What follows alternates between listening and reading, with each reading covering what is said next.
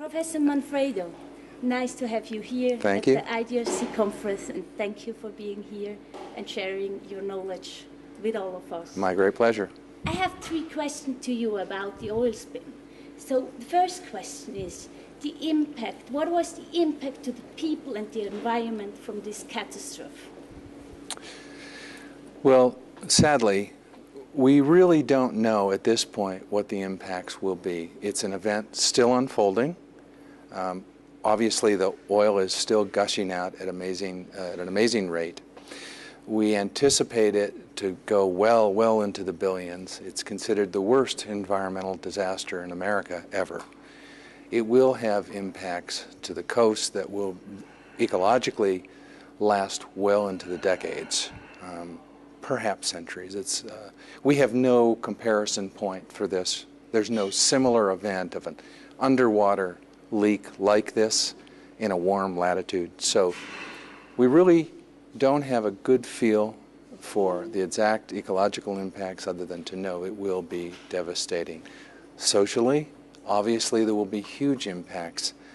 We've already closed down some of the fisheries, $2 million, just $2 million fishery off the coast, $2 billion, excuse me, alone. To the economy as well. To the economy. So it'll be huge if it goes to Florida, which is headed there.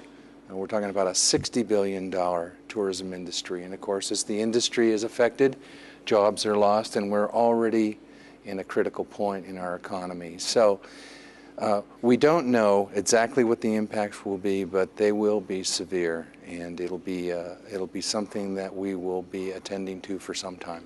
Yeah. So for that, the second question, Professor Manfredo, the policy framework. What could be changed, or what has the policy frame, or what has the politicians learned about it, or can you tell us, or can you share your opinions about that? I can, and it's been discussed at this conference a bit.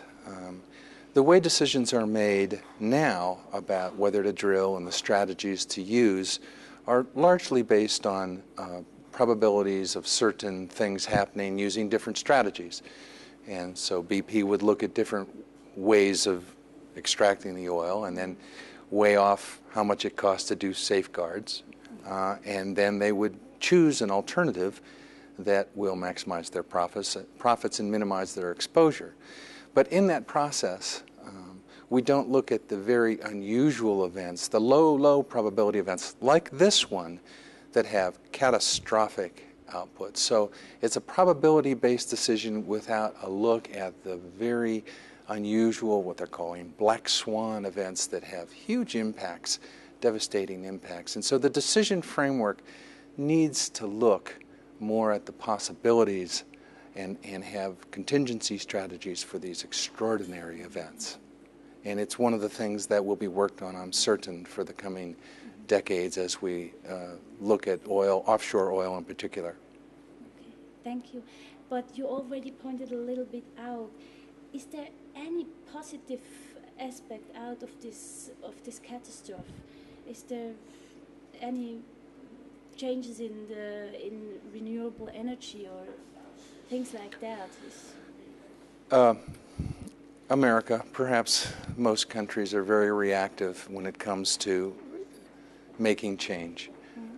The good thing that must happen from this, and President Obama is focused on this, is what we can learn to avoid these kinds of catastrophes in the future. They will happen. And the question is, will we be better prepared next time for these kinds of events compared to the way we are this time? I mean, it's still unfolding. There's still a thought that perhaps we aren't responding in force as we should be.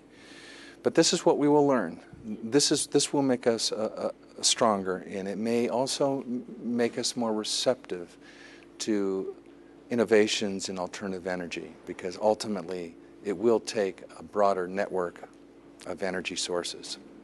That would be very great. That would be very critical, very critical. Professor Manfredo, thank you so much for your statements. My pleasure. Thank you.